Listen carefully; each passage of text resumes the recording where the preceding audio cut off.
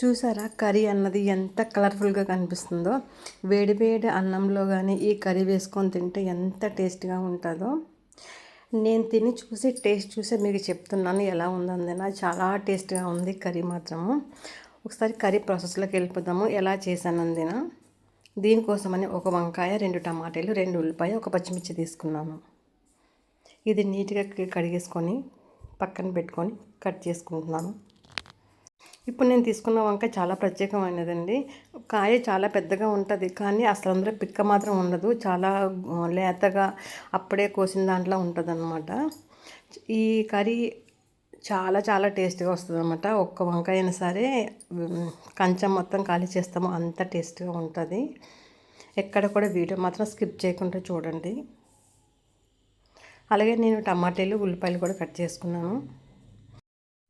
అందరికీ ఒక చిన్న రిక్వెస్ట్ అండి, మన ఛానల్లోకి ఫస్ట్ టైం వచ్చినట్టయితే మన ఛానల్ని సబ్స్క్రైబ్ చేసుకోండి. నాది ఫస్ట్ ఛానల్ రాజుగారు అమ్మాయి అబ్బాయి ఛానల్, ఇది సెకండ్ ఛానల్. కుకింగ్ సంబంధించిన వీడియోస్ మాత్రమే ఇందులో ఉంటుంది. రాబోయే రోజుల్లోనే ఇంకా మంచి వీడియోస్ పెట్టడానికి ట్రై చేస్తాను. నేను ఇంట్లో చేసిన ప్రతి ఒక్క కుకింగ్ వీడియో కూడా ఇందులో అప్లోడ్ చేద్దాం అనుకుంటున్నాను నేను. అలాగే వంకాయ కోసే ముందు ఒక్కసారి కడిగేసుకున్న తర్వాత ఒక గిన్నెలోకి వాటర్ తీసుకుని అందులోని కల్లుప్పు వేసుకోవాలి.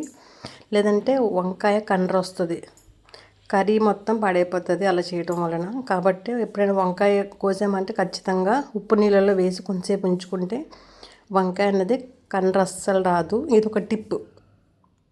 ఇది కోస్తుండగానే పక్కన కళాయి పెట్టేసి ఉంచాను, వేడెక్కితే త్వరగా అవుతుందని. ఎందుకంటే వంకాయ కట్ చేసి ఎక్కువసేపు ఉంచుకోకూడదు.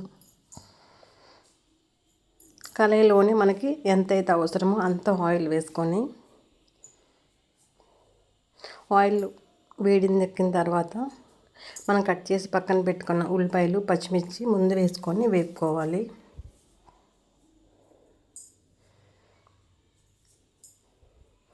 అది వేగిన తర్వాత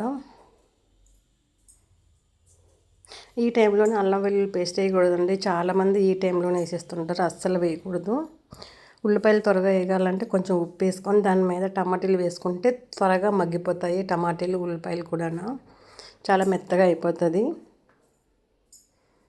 ఈ రెండు బాగా వేగిన తర్వాత చూడండి, ఇలాగా వేగిన తర్వాత కొంచెంసేపు మూత పెట్టేసామనుకోండి, సాల్ట్ వేయడం వలన టమాటీలు అన్నది చాలా గుజ్జుగా తయారవుతాయి. కలుపుకున్న తర్వాత మనం కట్ చేసి పక్కన పెట్టుకున్న వంకాయ ముక్కలు చూడండి, కందెక్కింది కదా, అందుకనే త్వరగా వంకాయ కట్ చేయకూడదు అన్నాను. మనం వంకాయ కట్ చేసింది అందులో డైరెక్ట్గా వేసుకోవాలి. ఇందులో మామిడికాయ కాంబినేషన్ చేసుకున్నా సరే చాలా టేస్ట్గా ఉంటుంది. అలాగే ఎండు చేప వేసుకున్న చాలా టేస్ట్గా ఉంటుంది. మొత్తము బాగా కలిపిన తర్వాత అల్లం వెల్లుల్లి పేస్ట్ తగినంత వేసుకోవాలి.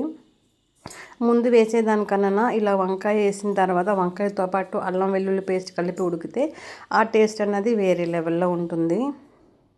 ఈ టైంలోనే దీనికి తగినంత ఉప్పు, కారం వేసుకోవాలి. ఆల్రెడీ మనం ముందే ఉప్పు వేస్తున్నాం కాబట్టి ఒకసారి చెక్ చేసుకొని వేయాలి. కారం మొత్తం దానికి పట్టేలాగా బాగా కలపాలి. కొంచెంసేపు మూత పెట్టి ఉడికిస్తామనుకోండి, కారం అంతా ముక్కలకు పట్టి కర్రీ అన్నది చాలా మధురంగా ఉంటుంది. ఈ టైంలోనే దీనికి ముక్కలు ములిగేంత వరకు వాటర్ వేయాలి, మరీ ఎక్కువ వాటర్ వేయకూడదు. చూడండి ఎంత కలర్ఫుల్గా కనిపిస్తుందో. వీడియో మాత్రం ఎక్కడ స్కిప్ చేయకుండా చూడండి. ఇంకొంచెంసేపు ఉడికితే మన కర్రీ అన్నది రెడీ అయిపోతుంది. వంకాయ అన్నది చాలా మెత్తగా ఉడుకుతుంది, చాలా టేస్ట్గా ఉంటుంది. ఈ సమయంలోనే ఉప్పు సరిపోయిందా లేదా అనేది ఒక్కసారి చెక్ చేసుకోవాలి. ఉప్పు అన్నది నాకు కరెక్ట్గా సరిపోయిందండి. అలాగే ఒక్క 5 నిమిషాలు మూత పెట్టేసి ఉంచి నీరు కొంచెం దగ్గరికి అయ్యింది. ఇది ఇగురులాగండి వేడివేడి అన్నంలో కలుపుకుంటే చాలా బాగుంటుంది. పైన కొత్తిమీర చల్లుకొని మూత పెట్టి 5 నిమిషాలు ఉంచిన తర్వాత వేడివేడిన అన్నంలో వేసుకొని తింటే ఆహా ఏమి రుచి అన్నట్టుంటుంది వంకాయ కర్రీ అన్నదిన.